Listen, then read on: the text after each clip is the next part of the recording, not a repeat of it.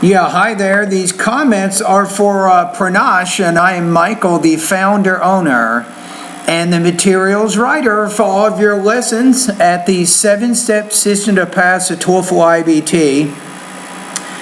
And I asked you a question the other day about, I do have a lot of students at my YouTube channel from Nepal. And a lot of these students end up joining my course from Nepal. And I asked you why that's so. I think you have a connection there, so let's hear what you have to say. And you've also completed, I think, a independent speaking practice test. Hello, Michael. Actually, Hi. I did not know why so many Nepalese take your course, but I just think that maybe the course you are offering is pretty good and the price is reasonable.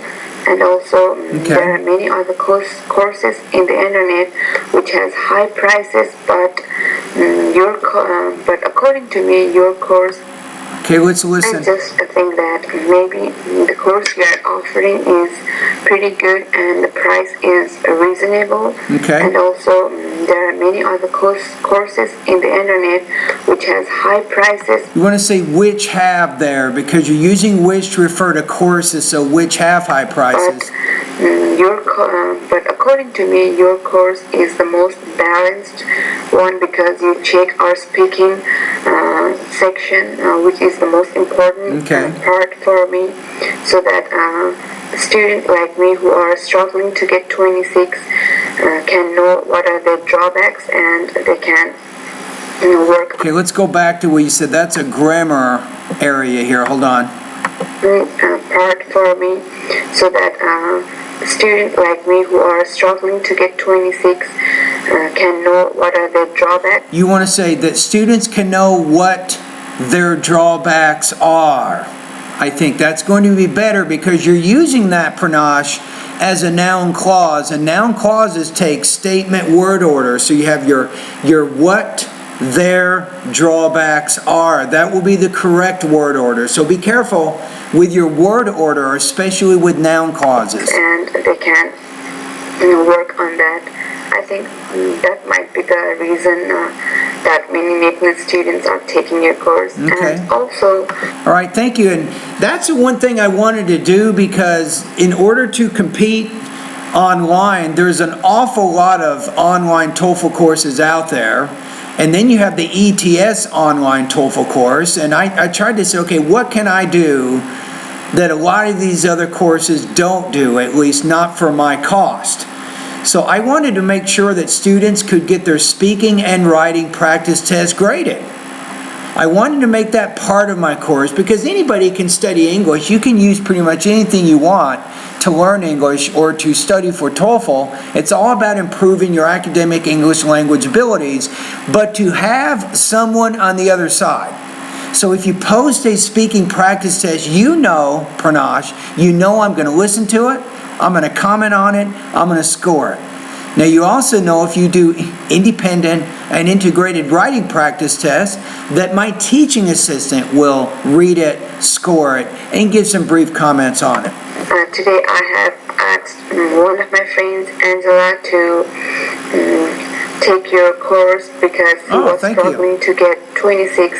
Sorry, she is struggling to get 26, and she was asking if any TOEFL tutor could help her, and I talked about your course, and she was interested in your course, and I thought I asked her to email you if she has any doubt about your course. So I think and I'll check my messages today and tomorrow to see if your friend does send me a message. If she does, I'll answer any questions that she has. She'll be emailing you pretty soon, and her name is Angela. All right. And hopefully you will be helping her, and she'll be able to get 26 on her TOEFL speaking section.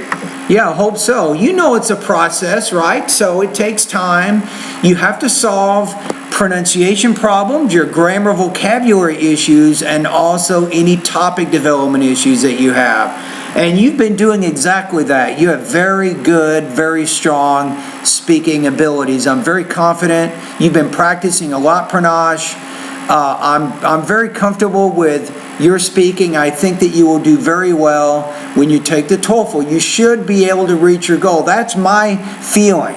You just have to remember all the practice that you've been doing. This is going to help you be more confident during the speaking section of the TOEFL exam. Difficult class that I have ever taken is TOEFL. As a non-native English speaker, it was quite difficult for me to understand English and speak in a normal way as American people. The most important thing that I have ever learned after taking this class is now I can speak English in a proper way and I can communicate easily with others. Okay. First of all, before taking this class, I had a hard time understanding vocabulary, but now I can understand many words and my communication has become effective with my friends. In addition to this, my self-confidence has increased so that I do not... You want to say, let me just check your grammar there, hold on.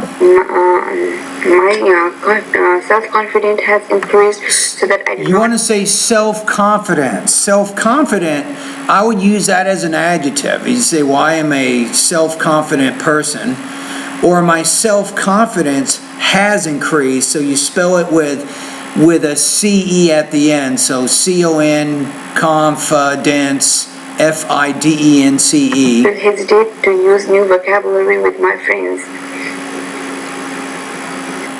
All right.